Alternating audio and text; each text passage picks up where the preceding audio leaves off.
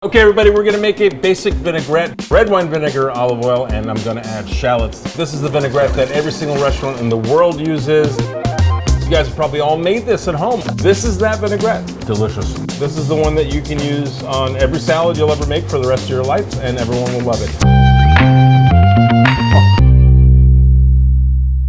We'll start with some vinegar. And general ratios are 3:1 oil to vinegar. We're gonna add some shallots. Here, the more shallots, the better. Shallots are delicious. Let's add a little bit of salt in the beginning here because it'll help break down the shallots.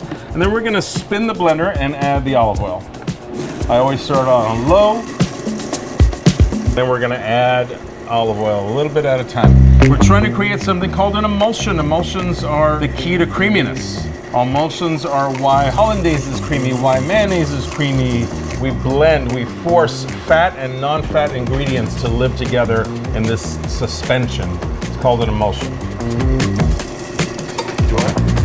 Let's give that a little clean. What I like is that the shallots are gonna be pureed, but not ultra pureed, so we're not gonna lose all the quality of the shallot.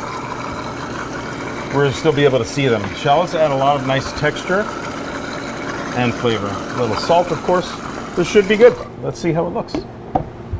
Right, this would be what I would consider a temporary suspension.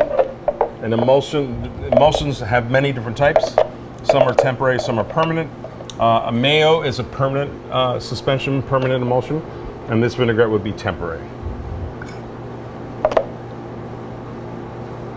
You can see the shallots are still very visible. So much great flavor here. I think the ultimate taste, though, is how it tastes on a tomato.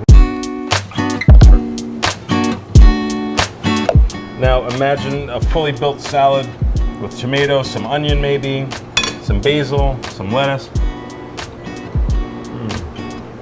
Oh. I don't know if it's a tomato, I don't know if it's the vinaigrette, but they are just amazing together. Wow. Guys, we're talking about 4 ingredients right now. 4 ingredients. This is definitely a dish that will impress anyone you're cooking for.